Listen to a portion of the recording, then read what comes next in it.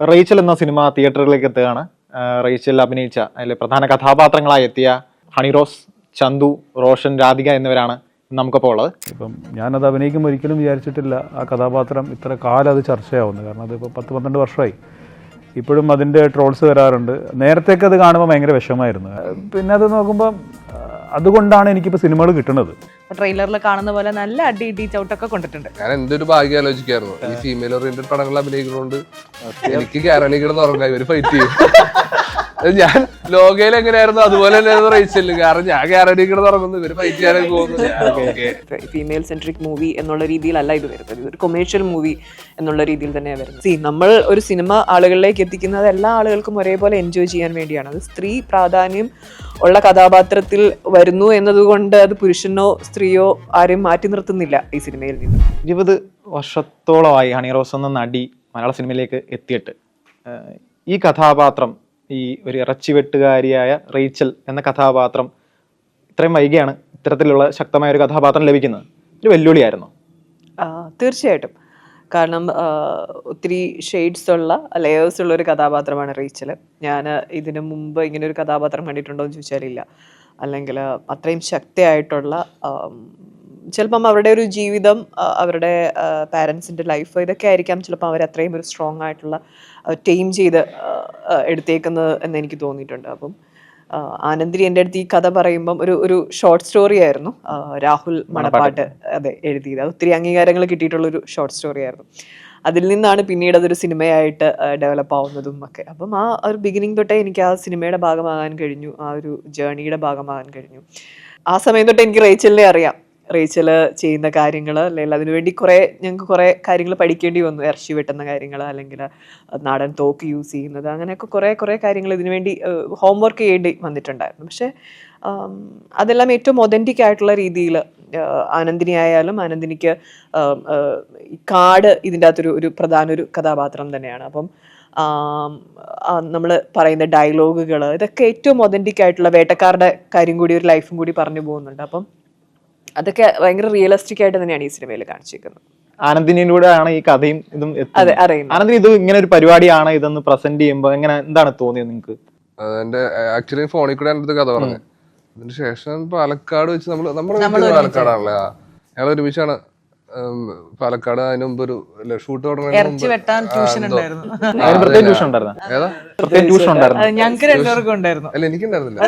ഞങ്ങൾക്ക് എനിക്ക് ഇറച്ചിക്കുട്ടൻ ട്യൂഷൻ ഉണ്ടായിരുന്നില്ല, അപ്പൊ ഇവർക്ക് ട്യൂഷൻ ഉണ്ടായിരുന്നു. അപ്പൊ അതിന് പോയപ്പോ എന്റെ അടുത്ത് പാലക്കാട് നിന്ന് വരാൻ പറ്റുമെന്ന് ചോദിച്ചു ലൊക്കേഷനിൽ. അപ്പൊ അങ്ങനെ ഞാൻ ചെന്ന് അപ്പൊ അനന്തിനി ഉണ്ടായിരുന്നു. അപ്പൊ അനന്തിനി സംസാരിച്ചു. കഥ എൻ്റെ അടുത്ത് നേരത്തെ ഓൾറെഡി പറഞ്ഞിട്ടുണ്ടായിരുന്നു. കേട്ടപ്പോ വേറൊരു ടൈപ്പ് സബ്ജക്റ്റ് ആയിട്ട് തോന്നി എനിക്ക്. അത് ഒരു റിവെഞ്ച് പരിപാടി പിടിക്കാന്ന് വിചാരിച്ചു. ഈ റോഷൻ ആയിരുന്നല്ലോ എൻ്റെ അതുപോലെ തന്നെയായിരുന്നു. കാരണം എന്നെ ശരിക്കും കോൺടാക്ട് ചെയ്ത് ബാധകയായിരുന്നു. അപ്പോൾ ഇങ്ങനൊരു പരിപാടിയുണ്ട്, ആനന്ദിനി എന്ന് പറഞ്ഞ ആളാണ് ഡയറക്റ്റ് ചെയ്യുന്നത്, അപ്പം എബിൾ ഷൈൻ സാറാണ് ഇത് പ്രസൻറ്റ് ചെയ്യുന്നതൊക്കെ പറഞ്ഞു. അപ്പോൾ ഷൈൻ ചേട്ടൻ എനിക്ക് നേരത്തെ അറിയാം. അപ്പോൾ പിന്നീട് ഞാൻ ഷൈൻ ചേട്ടനെ പോയി കാണാമായിരുന്നു. അപ്പം ഞാൻ കുറേ നാളുകൾക്ക് ശേഷമാണ് മലയാളത്തിലൊരു സിനിമ ചെയ്യുന്നത്. അപ്പം അതിൻ്റെ ഒരു ടോട്ടലൊരു മേക്ക് ഓവർ ഉണ്ടായിരുന്നു. ഞാൻ പോയി കണ്ടപ്പോൾ എന്നെ കണ്ടപ്പോൾ പറഞ്ഞു ഇത് അവനല്ലല്ലോ എന്നുള്ള രീതിയിലൊക്കെ എന്നോട് പറഞ്ഞു. അപ്പോൾ ഞാൻ പറഞ്ഞു എന്തെങ്കിലും പറ്റൂലേ ഈ ക്യാരക്ടറിന്? അല്ല അങ്ങനെയല്ല, ഇത് ഒരു ചെറിയൊരു സംഭവമാണ്, നിക്കോളാസ് എന്നാണ് ക്യാരക്ടറിൻ്റെ പേര്. അപ്പോൾ എന്നോട് പറഞ്ഞു ഇങ്ങനെ ഒരു ഷോർട്ട് സ്റ്റോറി ആസ്പദമാക്കിയിട്ടുള്ള സിനിമയാണ് രാഹുൽ മണപ്പാട്ടുന്നത്. പിന്നെ ഹണിയുടെ പേരാന്ന് പറഞ്ഞപ്പോൾ പിന്നെ ഓഫ് കോഴ്സ് നമ്മളത് ചെയ്ത് ഫലിപ്പിക്കാന്നുള്ളൂ. ഒരു റൂറലായിട്ടുള്ള ഒരു സ്ഥലത്തുനിന്ന് വരുന്ന ഒരു കഥാപാത്രം, ഇതിലെ പോത്ത് ജോയ് എന്ന് പറയുന്ന ക്യാരക്ടറിൻ്റെ കൂടെ ശിഷ്യനായിട്ട് പ്രവർത്തിക്കുന്ന ഒരു ക്യാരക്ടർ കൂടെയാണ്. സോ അങ്ങനെയാണ് ഞാൻ സിനിമയിൽ വന്നു വിടുന്നത്. ഈ ട്രെയിലർ ഡ്രോപ്പായ ഉടനെ ഇതിന്റെ ഓഫ് കോഴ്സ് ഹണി റോസ് ഇങ്ങനെ ഒരു വേഷം ചെയ്യുന്നു എന്നുള്ള രീതിയിൽ വലിയ രീതിയിൽ ചർച്ചയൊക്കെ ഉണ്ട്. അതിനൊപ്പം തന്നെ വന്നൊരു സാധനമാണ് വരുൺ പ്രഭാകർ മരിച്ചിട്ടില്ലല്ലോ എന്ന് പറഞ്ഞിട്ട് ആ ടൈപ്പ് ട്രോളുകളും സാധനമൊക്കെ വരുന്നു. ഇത്തരം കാര്യങ്ങൾ എങ്ങനെയാണ് നോക്കിക്കാണുന്നത്? ഇങ്ങനെ ട്രോള് ഉണ്ടെങ്കിലേ ഓഫ് കോഴ്സ് നമ്മൾ ചില സിനിമകളിൽ ചില കഥാപാത്രങ്ങൾ അറിയാതെ ഓവർ എക്സ്പോസ്ഡ് ആവുകയെന്ന് പറയും. ഇപ്പം ഞാനത് അഭിനയിക്കുമ്പോൾ ഒരിക്കലും വിചാരിച്ചിട്ടില്ല ആ കഥാപാത്രം ഇത്ര കാലം അത് ചർച്ചയാവുന്നത്. കാരണം അതിപ്പോൾ 10-12 വർഷമായി. ഇപ്പോഴും അതിൻ്റെ ട്രോൾസ് വരാറുണ്ട്. നേരത്തേക്ക് അത് കാണുമ്പോൾ ഭയങ്കര വിഷമമായിരുന്നു. കാരണം നമ്മൾ ചെയ്തൊരു കഥാപാത്രത്തിൻ്റെ ഒരു ഭാഗമാണ്. അതെ. പിന്നെ അത് നോക്കുമ്പോൾ അതുകൊണ്ടാണ് എനിക്കിപ്പോൾ സിനിമകൾ കിട്ടുന്നത്. ഇപ്പം ജനങ്ങളിപ്പോൾ ഒരു ഡയറക്ടർ പെട്ടെന്ന് ഒരു ദിവസം ഒരു മൊബൈലിൽ ഒരു മെസ്സേജ് വരുമ്പോൾ ഓ ഇങ്ങനെ ഒരാളുണ്ടല്ലോ എന്ന് തോന്നുന്നത് അപ്പോഴാണ് നമ്മളവിടെ വീണ്ടും റിയലൈസ്ഡ് ആവുന്നത് ഇങ്ങനെ ഒരാളുണ്ട് എന്നുള്ളത്. അപ്പം അങ്ങനെ ഇപ്പോൾ ഒരുപാട് ഇപ്പോൾ ട്രെയിലർ ഇറങ്ങിയ സമയത്ത് അതിൻ്റെ അടിയിൽ കുറേ കമൻസ് ഞാൻ കണ്ടു. അത് ഒരു പോസിറ്റീവായിട്ട് തന്നെ എടുക്കുന്നു. അതെ, ഉറപ്പിക്കാൻ ഒരു കാരണം കൂടെ ഉണ്ട് ആ കഥാപാത്രത്തെ. കാരണം ഇതിലൊരു ഡയലോഗ് ട്രെയിലർ വരുന്നത് പോത്തുജോയുടെ മകളെ പ്രേമിക്കാൻ നിനക്ക് ധൈര്യം ഉണ്ടോടാന്ന് ചോദിക്കുന്ന ഒരു സാധനമുണ്ട്. നേരത്തെ അന്നേരം ജോർജ് കുട്ടിയുടെ ആ പരിസരത്ത് ആ പഞ്ചായത്ത് കയറിയതേ ഉള്ളൂ അപ്പോഴത്തെ അത് പ്രേമല്ലായിരുന്നു, അത് കയ്യിലിപ്പ് കിട്ടുന്നായിരുന്നു. ഇത് വേറെ ആ പഞ്ചായത്തിൽ ബന്ധമില്ല റോഷൻ. അത് ഇതിൽ ശരിക്കും പറയാൻ പറ്റും പാവമാണ്. ആ മോൾഡ് പൊളിക്കുന്ന രീതിയിലുള്ളൊരു അല്ല അത് പൊളിക്കോ പറ്റുമെന്നുള്ള ജനങ്ങൾ തീരുമാനിക്കണം. പക്ഷേ എന്നെ കൊണ്ട് പറ്റാവുന്ന രീതിയിൽ ഞാൻ ചെയ്തിട്ടുണ്ട്. അതും ഇതൊന്ന് വെച്ച് നോക്കുമ്പോൾ എൻറ്റയർലി ഓപ്പോസിറ്റ്, രണ്ട് ഡിഫറെൻറ്റ് പോൾസിലുള്ള രണ്ട് ക്യാരക്ടറാണ്. പക്ഷേ എനിക്ക് തോന്നുന്നു അതിനേക്കാളും കുറച്ചുകൂടെ സ്ക്രീൻ സ്പേസും അതിനേക്കാളും കുറച്ചുകൂടി ഇമ്പോർട്ടൻസ് പിന്നെ തീർച്ചയായിട്ടും കഥയിൽ വരുമ്പോ നല്ല അത്യാവശ്യം സുപ്രധാനമായ റോള് വരുന്നൊരു ഡെഫിനറ്റ്ലി ഞാനും റോഷനും തമ്മിലുള്ള കെമിസ്ട്രി ഒക്കെ ഭയങ്കര രസമായിട്ട് ബ്യൂട്ടിഫുൾ ആയിട്ട് വന്നിട്ടുണ്ട്. ആ സോങ്ങിലായാലും ഒക്കെ മൈന്യൂട്ട് എക്സ്പ്രഷൻസും ഒക്കെ അത്ര രസമായിട്ടാണ് ആനന്ദിനി എടുത്തേക്കുന്നത്. ഇവരെ ഒരുമിച്ചൊരു പെയറായിട്ട് കാണാനും ഭയങ്കര രസമാണ്. ഞാനത് ട്രെയിലറിൽ കണ്ടപ്പോ എനിക്ക് ഫീൽ ചെയ്തായിരുന്നു. ഒരുമിച്ച് കാണുമ്പോൾ ഭയങ്കര ട്രെയിലറിൽ ആ പേരിനൊപ്പം തന്നെ ജോഷുവയും അതേ രീതിയിലുള്ള ഒരു ഭാവങ്ങളോടൊക്കെയാണ് കാണുന്നത്. ഒരു പ്രണയരംഗം പോലൊക്കെ തോന്നുന്നൊരു അല്ല. പക്ഷേ ഈ സിനിമയിലേക്ക് വരുമ്പോൾ ഇതിനു മുമ്പ് തൊട്ടു മുമ്പ് ചന്തു ചെയ്ത ക്യാരക്ടർ രക്തം കണ്ടാൽ തലയിറങ്ങി വീഴുന്ന വേണു സാർ, ഇവിടെ ഇറച്ചിക്കട. ഈ ക്യാരക്ടർ ഇപ്പം വെളിപ്പെടുത്താൻ പറ്റുന്ന രീതിയിൽ എന്തായിരിക്കും, എന്താണ് ഈ ക്യാരക്ടർ? ക്യാരക്ടർ ഇതില് സിനിമയിൽ ഭയങ്കര ഒരു എന്താ ഇമ്പോർട്ടൻസ് ഉണ്ടോന്ന് ചോദിച്ചാൽ ഇമ്പോർട്ടൻസ് ഉണ്ട്. പക്ഷെ ഭയങ്കര വലിയൊരു ക്യാരക്ടർ അല്ല. ഇത് കുറച്ചു നേരം, വളരെ കുറച്ചു നേരത്തേക്ക് വരുന്നൊരു ക്യാരക്ടറാണ്. അങ്ങനെ പക്ഷെ നമുക്ക് ഭയങ്കരമായിട്ട് ഇഷ്ടം തോന്നുന്ന ഒരു ഉറപ്പായിട്ടും ഞാൻ ആൾക്കാർ ഇഷ്ടപ്പെടുന്നു. ഭയങ്കര ഇന്നസെന്റ് ആയിട്ടുള്ള ഒരു കഥാപാത്രമാണ്. അതെ അതെ അതെ. എനിക്ക് ആക്ച്വലി ഞാൻ ഇത് പറഞ്ഞിട്ട് ക്യാമറമാൻ സ്വരൂപേട്ടൻ, എനിക്ക് തോന്നുന്നു ഒരുപാട് വർഷങ്ങൾക്ക് മുമ്പ് ഒരുമിച്ച് വർക്ക് ചെയ്തിട്ടുള്ള ആൾക്കാരാണ്. 2010-11 സമയത്തൊക്കെ ഞാൻ സ്വരൂപേട്ടൻ്റെ ഫ്രണ്ട് ഉണ്ട് നീൽ എന്ന് പറഞ്ഞിട്ട്.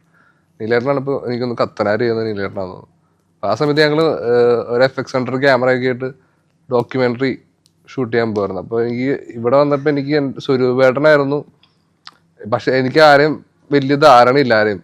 ഇപ്പോൾ ഷൈൻ ചേട്ടനാണെങ്കിലും അനന്തിനെ ആണെങ്കിലും എനിക്ക് കഥ പറഞ്ഞു കേട്ട ഇതേ ഉള്ളൂ അനന്തിനെയായിട്ടും.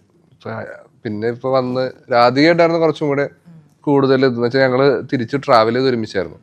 അങ്ങനെ ആ സെറ്റിൽ വന്നു കഴിഞ്ഞപ്പോൾ എനിക്ക് എന്താണ് ഒരു ചെയ്യേണ്ടത്. ഞാൻ ഇത് കുറച്ച് നാളും നമ്മൾ ഷൂട്ട് ചെയ്തതാണ്. ആക്ച്വലി ഞാൻ മഞ്ഞുമല ശേഷം ചെയ്ത പടം. അപ്പോൾ ആ സമയത്ത് ഇങ്ങനെ ഇത് ഷൈൻ ചേട്ടൻ പ്രസൻറ്റ് ചെയ്യുന്നു. ബാദുക്ക് തന്നെ വളരെ അടുത്ത സുഹൃത്താണ്. ബാദുക്ക പ്രൊഡ്യൂസ് ചെയ്യുന്നൊരു പടം. ഇങ്ങനത്തെ ഒരു ക്യാരക്ടർ എൻ്റെ അടുത്ത് ഇങ്ങനെ ചോദിച്ചു, ഇങ്ങനെ ഒരു പരിപാടിയാണ്. ആദ്യം ഷൈൻ ചേട്ടൻ അവിടെ ഞങ്ങൾ ചെന്നപ്പോൾ ഷൈൻ ചേട്ടൻ കണ്ടിട്ട് ഇങ്ങനെ പറഞ്ഞു, അനന്തിനെയും ഷൈൻ ചേട്ടനോട് നോക്കിയിട്ട് ഇങ്ങനെ പ്രായം കുറച്ച് കുറവാണോ ചോദിച്ചു. ഞാൻ പറഞ്ഞു എന്നാ ഓക്കെ ഞാൻ പോവാ പറഞ്ഞ് ഞാൻ ഇറങ്ങി. അത് ഞങ്ങൾ തിരിച്ചു പോകുന്ന വഴിയിലാണ് ഷൈൻ ചേട്ടൻ വെച്ച് പറഞ്ഞിങ്ങനെ എടാ നമ്മള് ഇപ്പൊ അവള് പറഞ്ഞു അനന്തിനെ ഇങ്ങനെ പറഞ്ഞു ഇങ്ങനെ ചന്തു ഓക്കെ ആണെന്ന് പറഞ്ഞപ്പോൾ എന്നാ നിന്നെ വെച്ച് തന്നെ ചെയ്യാം, പ്രായം നമുക്ക് കുറച്ച് കുറക്കാം എന്ന് പറഞ്ഞു. അപ്പൊ ഞാൻ ഓക്കെ ഇപ്പൊ ചെയ്യാം. അങ്ങനെയാണ് ഞാൻ ആക്ച്വലി ഇതിലേക്ക് വരുന്നത്, സിനിമയിലേക്ക്. ഇറച്ചിക്കട ചുറ്റുപാടിൽ തന്നെയല്ലേ ഈ കഥാപാത്രത്തിനെ പ്ലേസ് ചെയ്തത്? അതെ അതെ അതെ. പക്ഷെ നേരത്തെ പറഞ്ഞ ട്യൂഷന്റെ ഒന്നും ആവശ്യമില്ലായിരുന്നു എന്ന് പറഞ്ഞല്ലോ ഈ ഇറച്ചി വെട്ടുന്നതിന്. ഞാൻ അവിടെ എടുത്തു കൊടുക്കാൻ നിൽക്കുന്ന ആളാ. ഓക്കെ, വെട്ടേണ്ട ആവശ്യം ഉണ്ടായിരുന്നില്ല. അതെ, അവിടെ പുതുതായിട്ട് വരുന്ന ഒരാള്, അതൊരു ആ സിനിമയിലേക്ക് അതുവരെ അതായത് ഒരു പുതിയ ക്യാരക്ടറിനെ ഇൻട്രൊഡ്യൂസ് ചെയ്യുന്നു. അതുവരെ വലിയൊരു വേൾഡ് ബിൽഡ് ചെയ്തിട്ടുണ്ട്. ഇവരുടെ ക്യാരക്ടേഴ്സ്, രാധിക ക്യാരക്ടർ, പിന്നെ ബാബുരാജേട്ടൻ ചെയ്യുന്ന ക്യാരക്ടർ, അങ്ങനെ കുറെ ക്യാരക്ടേഴ്സ് ഉണ്ട് പടത്തിൽ. അപ്പൊ ആ ഒരു വേൾഡിലേക്ക് പുതിയതായിട്ട് വരുന്ന ഒരാള്, അതാണ് ജോഷുവ. എങ്ങനെയാണോ ഇതിനകത്ത് റേച്ചൽ ഇമ്പോർട്ടന്റ് ആയിട്ട് വരുന്നത്, എനിക്ക് തോന്നുന്നു ട്രെയിലറൊക്കെ കാണുമ്പോഴും ആ കഥ വായിക്കുമ്പോഴും നമുക്ക് തോന്നുന്നു, എനിക്ക് തോന്നുന്നു രാധികയുടെ കഥാപാത്രവും ഈ തെരേസ എന്നുള്ള കഥാപാത്രമാണ് ചെയ്യുന്നതെന്ന് തോന്നുന്നു. അപ്പൊ ആ കഥാപാത്രത്തിന് അതുല്യ പ്രാധാന്യമുണ്ട്. രണ്ട് പെണ്ണുങ്ങൾ മനസ്സ് തുറക്കുന്ന കുറെ സമയങ്ങളും സന്ദർഭങ്ങളും ഉണ്ട് കഥയിൽ. സിനിമയിൽ അത് ഉണ്ടാവുമെന്ന് പ്രതീക്ഷിക്കുന്നു. അപ്പോൾ അത്ര ഒരു റോള് എങ്ങനെയാണ് കൈകാര്യം ചെയ്തത്? എനിക്ക് പറഞ്ഞ പോലെ ആനന്ദിനെ വിളിച്ചു, 1 ലൈൻ പറഞ്ഞു. അപ്പൊ അതില് ഏറ്റവും അട്രാക്ട് ചെയ്ത സാധനം ഈ ഫൈറ്റ് സീക്വൻസ് ഉള്ളത് തന്നെയായിരുന്നു. അപ്പോൾ ട്രെയിലറിൽ കാണുന്ന പോലെ നല്ല അടി ഇടി ചവിട്ടൊക്കെ കൊണ്ടിട്ടുണ്ട്. അപ്പോൾ അത് അങ്ങനെ ഫ്രീക്വൻ്റ് ആയിട്ട് നമുക്ക് ഈ പടം കഴിഞ്ഞ അടുത്ത പടത്തിലൊരു ഫൈറ്റ് വരുന്ന ഫീമെയിൽ ആക്ടേഴ്സിന് അങ്ങനെ അത്ര ഓപ്പർച്യൂണിറ്റി വരാറില്ല ഫൈറ്റിന്. ബാക്കി ഇപ്പോൾ ഉള്ള ക്യാരക്ടേഴ്സൊക്കെ വരുമെങ്കിലും ഫൈറ്റ് ചെയ്യാനുള്ള ഒരു അവസരം അങ്ങനെ വളരെ ഫ്രീക്വൻ്റ്ലി വരാറില്ല. അപ്പോൾ അതുകൊണ്ട് എനിക്കിത് ട്രൈ ചെയ്യണം എന്നുള്ളൊരു സാധനം ഉണ്ടായിരുന്നു. അങ്ങനെയാണ് ഇതിലേക്ക് കയറുന്നത്. പക്ഷേ പിന്നീടാണ് ഞാൻ തെരേസ എന്നുള്ള ക്യാരക്ടർ എത്ര ഇമ്പോർട്ടൻസ് ഉണ്ട്, എത്രമാത്രം റേച്ചലിൻ്റെ കൂടെ ഭയങ്കര ലോയൽ ആയിട്ടുള്ളൊരു ക്യാരക്ടറാണ് തെരേസയുടെ. അതായത് അങ്ങനത്തെ ഒരു ഫ്രണ്ട് ഉണ്ടായിരുന്നെങ്കിൽ ഞാൻ പോലും ആഗ്രഹിച്ചു. എക്സാക്ട്ലി, ഞാനും ഭയങ്കരമായിട്ട് ആഗ്രഹിച്ചൊരു കാര്യമാണ്. ഞാൻ എന്റെ ഒരു ഭാഗ്യം ആലോചിക്കായിരുന്നു, ഈ ഫീമെയിൽ ഓറിയന്റഡ് പടങ്ങളിൽ അഭിനയിക്കുന്നതുകൊണ്ട് എനിക്ക് കേരളീ കിടന്ന് ഉറങ്ങാൻ ഒരു ഫൈറ്റ് ചെയ്യും. ഞാൻ ലോകയിൽ എങ്ങനെയായിരുന്നു അതുപോലെ തന്നെയായിരുന്നു റേച്ചല്. കാരണം ഞാൻ ഗ്യാരണ്ടി കിടന്ന് ഇറങ്ങുന്നു, ഇവര് ഫൈറ്റ് ചെയ്യാനൊക്കെ പോകുന്നു.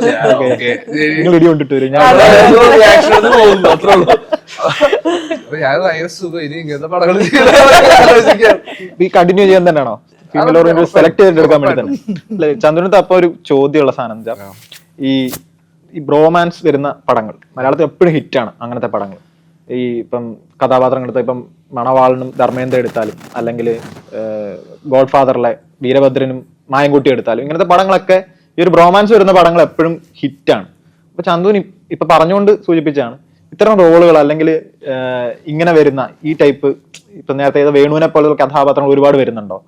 അത്തരം ഒരുപാട് അങ്ങനെ കഥകളെ അങ്ങനെ കേട്ടിട്ടുണ്ട്. ഞാനിപ്പോ ആക്ച്വലി പടമൊന്നും ചെയ്തിപ്പോ എനിക്ക് തോന്നുന്നു 1 വർഷമായി തോന്നുന്നു. ഞാൻ അസിസ്റ്റന്റ് ഡയറക്ടറായിട്ട് വർക്ക് ചെയ്തോണ്ടിരിക്കും, ബാലൻ ചിദംബരത്തിന്റെ.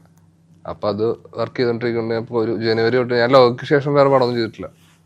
ലോക ജനുവരിയിൽ ജോയിൻ ചെയ്ത ഞാൻ. പിന്നെ ഇപ്പോഴാണ് ഞാൻ ഒരു 2-3 പരിപാടി ചെയ്ത് തുടങ്ങിയത്, ചെറിയൊരു പരിപാടികൾ. കാരണം അവിടെ നിന്ന് ഗ്യാപ്പ് എടുത്ത് വരുന്നത് കുറച്ച് ബുദ്ധിമുട്ടാണ്. അവരെന്നെ പറഞ്ഞു വിടാറായി, ഇപ്പൊ കുറച്ച് കൂടുതൽ ഗ്യാപ്പായി. അതുകൊണ്ട് അവിടെ ആ ഒരു വർക്ക് നടക്കുന്നതുകൊണ്ട് അതിൽ കുറച്ച് കോൺസെൻട്രേറ്റ് ചെയ്യുന്നു.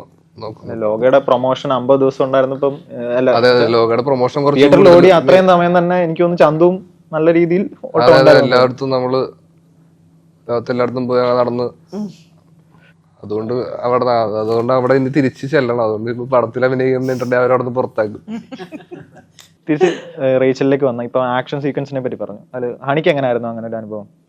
ഞാൻ ഫസ്റ്റ് ടൈമാണ് ഒരു ആക്ഷൻ ചെയ്യുന്നത്. ഇപ്പൊ മോൺസ്റ്റർ എന്ന് പറയുന്ന മൂവിയിൽ ഒരു ചെറിയതായിട്ട് ഒരു ജസ്റ്റ് സപ്പോർട്ട് ചെയ്യുന്ന ഒരു കഥാപാത്രമായിരുന്നു ആക്ഷൻ വരുമ്പോൾ.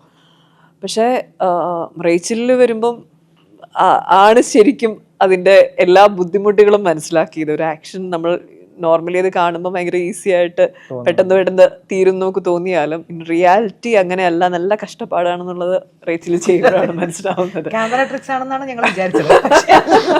ഭയങ്കര അഡ്വാൻസ്ഡ് ആയിട്ടുള്ള ടെക്നിക് ഒന്നുമല്ല ഇതില്. നാടൻ തല്ല് എന്നുള്ള സാധനം തന്നെയാണ്. ആ ഒരു സിനിമയ്ക്ക് ഇണങ്ങുന്ന രീതിയിലുള്ള ഫൈറ്റ് സീക്വൻസ് തന്നെയാണ് ഇതിൽ യൂസ് ചെയ്തത്. ഞങ്ങൾ രണ്ടുപേരും സാധാരണ സ്ത്രീകളാണല്ലോ, ഞങ്ങൾക്ക് അറിയണ പോലെ അല്ലേ റോ ആയിട്ടുള്ളൊരു റോ ആയിട്ടുള്ള ഫൈറ്റ് തന്നെയാണ്. അതുകൊണ്ട് തന്നെ നമ്മൾ പറഞ്ഞ പോലെ ഒരു അടി കൊടുക്കുകയാണെന്നുണ്ടെങ്കിൽ അത് കറക്റ്റ് കിട്ടുന്ന രീതിയിൽ അതെ അങ്ങനെ തന്നെയാണ് എടുത്തേക്കുന്നത്. നമ്മുടെ മാസ്റ്ററും രാജശേഖരൻ മാസ്റ്റർ ആണ്. അപ്പൊ അദ്ദേഹം അത് ഏറ്റവും ഒറിജിനലി അത് ചെയ്യാൻ ആഗ്രഹിക്കുന്ന ഒരു വ്യക്തി കൂടിയാണ് അദ്ദേഹം. റീച്ചലിന്റെ കഥ എന്ന് പറയുമ്പോൾ അത് പോത്തുജോയുടെ കഥയും കൂടാണ്. പല കാലഘട്ടങ്ങളിലൂടെ എനിക്കൊന്ന് പോത്തുജോയുടെ ക്യാരക്ടറിനെ കൊണ്ടുപോകുന്നുണ്ട് ഈ സിനിമയിൽ എന്ന് തോന്നുന്നുണ്ട്. ബാബുരാജ് എന്ന് പറയുന്ന ആക്ടറിനെ പുള്ളി തന്നെ പറഞ്ഞത് ജോജിക്ക് ശേഷം അദ്ദേഹത്തിന് കിട്ടുന്ന ഏറ്റവും ശക്തമായ റോളാണെന്നാണ്. ആ ക്യാരക്ടറും ആ പുള്ളിയുടെ പെർഫോമൻസും എങ്ങനെ ഉണ്ടായിരുന്നു? തീർച്ചയായിട്ടും എൻ്റെ അപ്പൻ്റെ കഥാപാത്രമാണ് അദ്ദേഹം ചെയ്തേക്കുന്നത്, പോത്തുജോയി. അപ്പം ഭയങ്കര സ്ട്രോങ് ആയിട്ടുള്ള ഒരു കഥാപാത്രമാണ് അദ്ദേഹത്തിൻ്റെ.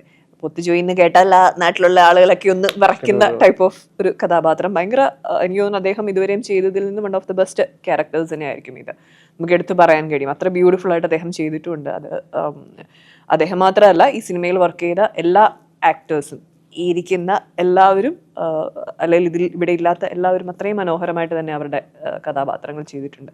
അതിനൊരു വലിയ താങ്ക്സ് പറയേണ്ടത് ആനന്ദിനിയോടും എബ്രിഡ് ഷൈൻ സാറിനോടും തന്നെയാണ്. കാരണം അവരുടെ ഒരു സപ്പോർട്ട് തന്നെയാണ്. ഇപ്പം അവർക്കറിയാം ആ ഒരു കൃത്യമായിട്ടുള്ളൊരു വിഷൻ ഉണ്ടായിരുന്നു. ആനന്ദിനി ആയാലും ഡെബ്യൂ മൂവിയാണ്, പക്ഷേ പുള്ളിക്കാരിക്ക് അറിയാം എന്താണ് വേണ്ടത് എന്നുള്ളതും ആ കഥാപാത്രം, ആ സിനിമയ്ക്ക് എന്താണ് വേണ്ടതെന്നുള്ളത് കൃത്യമായി മനസ്സിലാക്കിയിട്ട് അത് കിട്ടുന്നത് വരെയും നമ്മളെ കൊണ്ടത് ചെയ്യിപ്പിക്കുകയായിരുന്നു. ഈവൻ ഡയലോഗ് ഡെലിവറി ഒക്കെ ആയാലും എനിക്ക് എന്നെ സംബന്ധിച്ചിടത്തോളം കുറേ കാര്യങ്ങൾ അപ്പം എബ്രിഡ് ഷൈൻ സാറിൻ്റെ അടുത്തുനിന്നാണെങ്കിലും ഒക്കെ ഒത്തിരി കാര്യങ്ങൾ പഠിക്കാൻ കഴിഞ്ഞു എന്നുള്ളത് എടുത്തു പറയേണ്ട ഒരു കാര്യം തന്നെയായി സിനിമയെ വെച്ച് നോക്കുമ്പോൾ. ആസ് എ ഡയറക്ടർ ഈ ആനന്ദിനി എങ്ങനെ ട്രീറ്റ് ചെയ്യുന്നത് എങ്ങനെയാണ് ഒരു ക്യാരക്ടറിനെ അല്ലെ അത് കൈകാര്യം ചെയ്യുന്ന ആക്ടറിനെ ഒക്കെ എങ്ങനെയാണ് ട്രീറ്റ് ചെയ്യുന്നത്? നിക്കോളാസിന്റെ അനുഭവം എന്താണ്? നമുക്ക് കറക്റ്റ് ഒരു ക്യാരക്ടർ ഡെപ്തും ഈ ക്യാരക്ടറിന് ആവശ്യമുള്ള മേക്ക് ഓവറും എന്താണ് വേണ്ടതെന്നുള്ളത് വളരെ ഡീറ്റെയിൽ ആയിട്ട് നമുക്ക് ഈ ഷൂട്ട് ചെയ്യുന്നതിന് മുന്നേ നമുക്ക് നെറേറ്റീവ് തന്നിരുന്നു.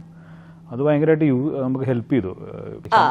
അത് ആക്ച്വലി ഒരു കാലഘട്ടം പറയുന്ന സിനിമയാണ്. അപ്പൊ ആ സമയത്ത് ഈ പോത്ത് ചന്ത അവിടെ കച്ചവടം നടത്തുന്ന ആളുകൾ തമ്മിലുള്ള ഒരു കമ്മ്യൂണിക്കേഷൻ ഉണ്ട്.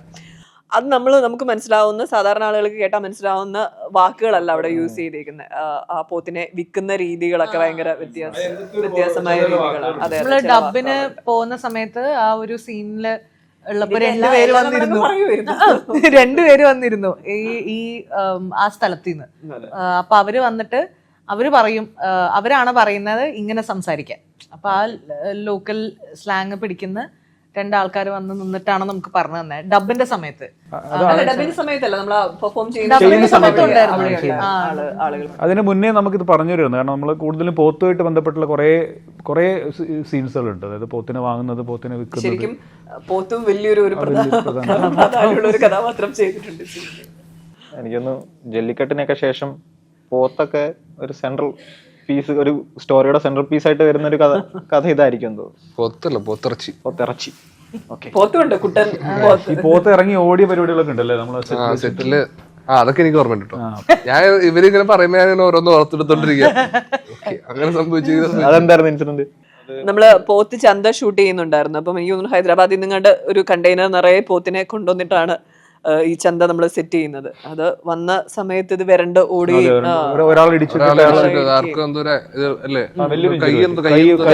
അങ്ങനെയൊക്കെ.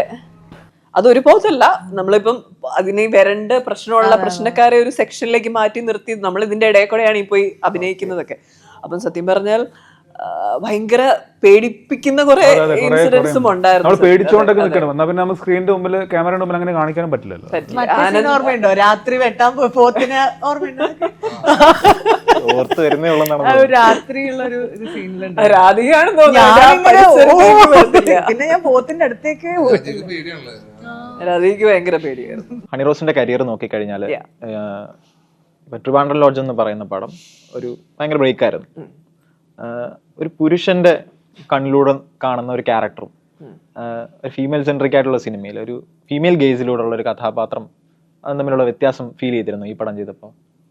ഇത് അങ്ങനെ പുരുഷൻ സ്ത്രീ എന്നുള്ള ഒരു തോട്ട് നമ്മുടെ മനസ്സിലേക്ക് കൊണ്ടുവരേണ്ട കാര്യമില്ല റേച്ചൽ എന്നുള്ളൊരു മൂവി. അത് അങ്ങനെ ഫീമെയിൽ സെൻട്രിക് മൂവി എന്നുള്ള രീതിയിലല്ല ഇത് വരുന്നത്. ഇതൊരു കൊമേഴ്ഷ്യൽ മൂവി എന്നുള്ള രീതിയിൽ തന്നെയാണ് വരുന്നത്.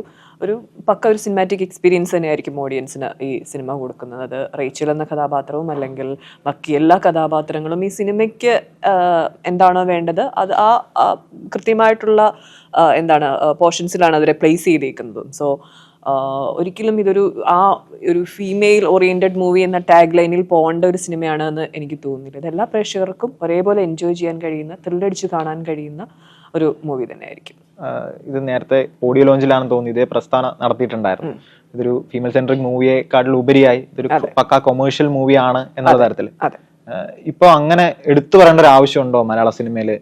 കാരണം സൂപ്പർ ഹീറോയിൻ മൂവീസ് അടക്കം ഇൻഡസ്ട്രി ഹിറ്റ് ആവുന്ന ഒരു ഇടത്ത് അങ്ങനെ എടുത്തു പറയേണ്ട ആവശ്യമുണ്ടോ? ഇതൊരു കൊമേഴ്ഷ്യൽ മൂവിയാണ്, ഫീമെയിൽ സെൻട്രിക് മൂവി മാത്രമല്ല എന്നുള്ള പോസ്റ്ററിലൊരു ആക്ട്രസിന്റെ ലീഡായിട്ട് കണ്ടു എടുത്ത് പറയുന്നത്. അങ്ങനെയുള്ള ക്വസ്റ്റ്യൻസ് വരുമ്പോഴാണ് ഈ പുരുഷന്മാരുടെ കണ്ണിൽ നിന്നും സ്ത്രീകളുടെ കണ്ണിൽ നിന്നും നോക്കുമ്പോൾ എന്ത് തോന്നുന്നു എന്നുള്ളൊരു അത് തന്നെ ഒരു വലിയൊരു വേർതിരിവിലേക്ക് പോകും. നമ്മൾ ഒരു സിനിമ ആളുകളിലേക്ക് എത്തിക്കുന്നത് എല്ലാ ആളുകൾക്കും ഒരേപോലെ എൻജോയ് ചെയ്യാൻ വേണ്ടിയാണ്. അത് സ്ത്രീ പ്രാധാന്യം ഉള്ള കഥാപാത്രത്തിൽ വരുന്നു എന്നതുകൊണ്ട് അത് പുരുഷനോ സ്ത്രീയോ ആരെയും മാറ്റി നിർത്തുന്നില്ല ഈ സിനിമയിൽ നിന്ന്. എല്ലാ ആളുകളും ഒരേപോലെ വരികയും ഒരേപോലെ എൻജോയ് ചെയ്യുകയും ചെയ്യണം ഈ സിനിമ. ലോകയും അങ്ങനെയുള്ള സിനിമ തന്നെയാണ്. കല്യാണി അതിൽ ഒരു മെയിൻ കഥാപാത്രമായി വന്നു എന്നതുകൊണ്ട് ബാക്കി എല്ലാ ആളുകളും അത് കാണാനും ഒരേപോലെ എൻജോയ് ചെയ്യാനും അതിന് യാതൊരു വേർതിരിവും ഇല്ല ആ സിനിമയ്ക്ക്. സോ അതുകൊണ്ടാണ് നമ്മളത് രണ്ട് കൈ നീട്ടി അക്സെപ്റ്റ് ചെയ്തത്. അത് തന്നെയാണ് ഈ മൂവിയുടെയും കാര്യത്തിലെടുത്ത് പറയാനുള്ളത്. സോ എല്ലാ ആളുകൾക്കും ഒരേപോലെ എൻജോയ് ചെയ്യാൻ കഴിയുന്ന ഒരു സിനിമയാണ്. ഓക്കെ. ഓഡിയോ ലോഞ്ചിൽ തന്നെ സംവിധായകൻ വിനയം പറഞ്ഞൊരു കാര്യം ഉണ്ടായിരുന്നു. അതായത് അർഹിക്കുന്ന സ്ക്രിപ്റ്റുകൾ ഹണി റോസിനെ തേടി എത്തുന്നില്ല എന്നുള്ള തരത്തിൽ അതിനെങ്ങനെയാണ് ആ കമന്റിനെ ഹണി കാണുന്നത്? അങ്ങനെയല്ല സാറ് പറഞ്ഞത്. ചെറുതായിട്ടൊന്ന് വളച്ചൊടിച്ചു. എങ്ങനെയായിരുന്നു അത്? സാറ് പറഞ്ഞത് അതൊരു കാത്തിരിപ്പാണ്. എന്നെ സിനിമയിലേക്ക് കൊണ്ടുവന്നത് വിനയൻ സാറാണ്. അപ്പം ഇത്രയും ഒരു 10-20 വർഷമായിട്ടുള്ള ഒരു ആത്മബന്ധം അദ്ദേഹത്തോടുണ്ട്. അപ്പം എൻ്റെ ഒരു ലൈഫിലൊരു ഡിസിഷൻ എടുക്കുന്ന ഒരു സമയത്തായാലും അല്ലെ ഒരു കരിയറിലൊരു ഡിസിഷൻ എടുക്കുന്ന സമയത്തായാലും അദ്ദേഹത്തോട് ഞാൻ അഡ്വൈസ് ചോദിക്കാറുണ്ട്. അപ്പം എൻ്റെ ഒരു ജേർണി ഒരു ഗുരു എന്ന രീതിയിൽ മാറി നിന്ന് കണ്ട് അല്ലെങ്കിൽ വളരെ സപ്പോർട്ടീവായിട്ട് നിൽക്കുന്ന ഒരു വ്യക്തിയാണ് അദ്ദേഹം. അപ്പം ഞാൻ ഇപ്പം ഇനോഗ്രൽ ഫംഗ്ഷൻസിനെ പറ്റി അദ്ദേഹം പറഞ്ഞിട്ടാണ് ആ ഒരു കമന്റിലേക്ക് അദ്ദേഹം വന്നത്. അപ്പം അതൊക്കെ അദ്ദേഹത്തിന് അറിയാം, എൻ്റെ ഒരു ലൈഫ് ജേർണി അദ്ദേഹത്തിന് അറിയാം നന്നായിട്ട്.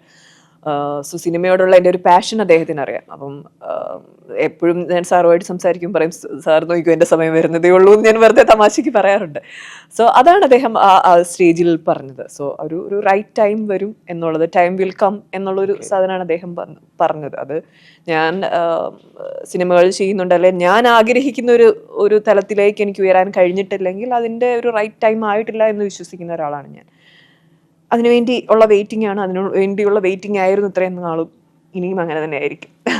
ഓക്കെ, അപ്പം ഇതൊരു റിവെഞ്ച് ഡ്രാമയാണ് ഈ സിനിമ. അപ്പം നിങ്ങൾക്ക് മലയാളത്തിലെ നിങ്ങൾക്ക് ഏറ്റവും ഇഷ്ടപ്പെട്ട അല്ലെങ്കിൽ അത്തരത്തിലുള്ള ഒരു റിവെഞ്ച് ഡ്രാമ പോയിന്റ് ഔട്ട് ചെയ്യാൻ പറഞ്ഞു കഴിഞ്ഞാൽ ഏതായിരിക്കും ചെയ്യുക? അപ്പനിൽ അഭിനയിച്ചിട്ടുണ്ട്. ചന്തു ഞാൻ ആലോചിച്ചോണ്ടിരിക്കുകയാണ്, പറഞ്ഞിട്ട് പറയാം. അയ്യോ, റിവെഞ്ച് ഡ്രാമ അപ്പം ഉണ്ട്. നിങ്ങൾ പെട്ടെന്ന് ചോദിക്കുമ്പോൾ എനിക്ക് അപ്പൻ ഇറ്റ്സ് എ ബ്യൂട്ടിഫുൾ മൂവി. ഞാൻ കണ്ടതാണ്, ഭയങ്കര രസമായിട്ട് രാധിക അത് ചെയ്തിട്ടുണ്ട്. ആൻഡ് ഈ താഴ്വാരം അല്ലേ, അത് ഇപ്പം ഈ നേരത്തെ ഒരു ഇന്റർവ്യൂവിലും ചോദിക്കുന്നത് കേട്ടു. അതൊക്കെ ഭയങ്കര ബ്യൂട്ടിഫുൾ ആയിട്ട് എടുത്തേക്കുന്ന ക്ലാസിക് മൂവീസ് ആണ്. സോ 20ാം നൂറ്റാണ്ട് റിവെഞ്ച് ആയിരുന്നല്ലോ ഒരു തരത്തിന് പറഞ്ഞാൽ. എല്ലാവരും അത് കുറച്ചുകൂടെ രസമായിരുന്നു ആ റിവെഞ്ച്. അത് മറ്റേ എയർപോർട്ടിലൊക്കെ കയറി പിടിച്ച് ലാലേട്ടനെ ചാടിക്കേറി, അത് കുറച്ചുകൂടെ നമുക്ക് ഗൂസ് ബംസ് വരുന്ന സംഭവമായിരുന്നു. ഒന്നല്ല വേറൊരു രീതിയിൽ. ഈ സിനിമയിലേക്ക് വരുമ്പോൾ ഇതിനു മുമ്പ് നമ്മള് ഇത്തരത്തിലുള്ള അല്ലെങ്കിൽ പരിക്കൻ ജീവിത സാഹചര്യങ്ങളുള്ള ഒരുപാട് കഥാപാത്രങ്ങളെ കണ്ടിട്ടുണ്ട്. പ്രത്യേകിച്ച് കന്മദം പോലുള്ള സിനിമകളിലൊക്കെയുള്ള കഥാപാത്രങ്ങളെ കണ്ടിട്ടുണ്ട്. ഇതിൽ റേച്ചൽ എങ്ങനെയാണ് വ്യത്യസ്തമാകുക? റേച്ചൽ ഒരു യൂണീക്ക് ആയിട്ടുള്ള ഒരു കഥാപാത്രവും യൂണീക്ക് ആയിട്ടുള്ള ഒരു സിനിമയാണ്. നിങ്ങളിപ്പം ഇദ്ദേഹത്തിന്റെ കഥാപാത്രം വെച്ച് ദൃശ്യത്തോട് കമ്പയർ ചെയ്യുന്നു, അല്ലെങ്കിൽ ഇപ്പം കന്മദം, അങ്ങനെ ഒരു കമ്പാരിസൺ ഒരിക്കലും റേച്ചൽ ആപ്റ്റ് ആവത്തില്ല. കാരണം ഇത് എനിക്ക് തോന്നുന്നു ഞാൻ ഇതുവരെയും കണ്ടിട്ടുള്ള ഒരു ടൈപ്പ് ഓഫ് മൂവി അല്ല. ഇതിന്റെ പശ്ചാത്തലവും ഇതിന്റെ ഒരു കാലഘട്ടവും അല്ലെങ്കിൽ ഇതിലെ കഥാപാത്രങ്ങളുടെ ജീവിത രീതിയും ഒക്കെ തീർത്തും വ്യത്യസ്തമാണ്. അവർ എക്സ്പീരിയൻസ് ചെയ്യുന്ന കാര്യങ്ങൾ വ്യത്യസ്തമാണ്. അവരുടെ അതിൻ്റെ ഒരു തീക്ഷ്ണത, ഷൈൻ സാറ് പറയുന്നുണ്ടായിരുന്നു, എന്താ ഒരു തീക്കനൽ പോലെയുള്ള കഥാപാത്രങ്ങളാണ് ഈ സിനിമയിലുള്ളത്. സോ അത് ലിറ്ററലി അത് കറക്റ്റാണ് അദ്ദേഹം പറഞ്ഞ ഒരു കാര്യം. അപ്പം ഇത് തീർത്തും വേറിട്ട് നിൽക്കുന്ന ഒരു പുതിയ എക്സ്പീരിയൻസ് ആളുകൾക്ക് നൽകുന്ന ഒരു പുതിയ ലോകം. ഞാൻ സിനിമ മുഴുവനായിട്ട് കാണുമ്പോഴും എനിക്കത് തന്നെ, നമ്മൾ വേറൊരു ലോകത്തെത്തി വേറെ ഒരു നാട്ടിൽ ജീവിക്കുന്ന കുറെ ആളുകളെ കണ്ടു. അവരുടെ ലൈഫ് നമുക്ക് ഭയങ്കരമായിട്ട് എക്സ്പീരിയൻസ് ചെയ്യാൻ കഴിയുന്ന ആ ത്രില്ലടിപ്പിക്കുന്ന നിമിഷങ്ങളൊക്കെ എനിക്ക് അങ്ങനെയാണ് പേഴ്സണലി ഫീൽ ചെയ്തത്. ഞാൻ മറ്റുള്ള ആളുകളോട് സംസാരിക്കുമ്പോഴും അത് തന്നെ ആ ഒരു വൈബ് തന്നെയാണ് കിട്ടുന്നത്. അപ്പോൾ അത് തീർത്തും വ്യത്യസ്തമായ ഒരു സിനിമ തന്നെയാണ്. ഓക്കെ, സിനിമ തിയേറ്ററുകളിലേക്ക് എത്തുകയാണ്. മികച്ച പ്രതികരണം ലഭിക്കട്ടെ. Thank you so much. Thank you.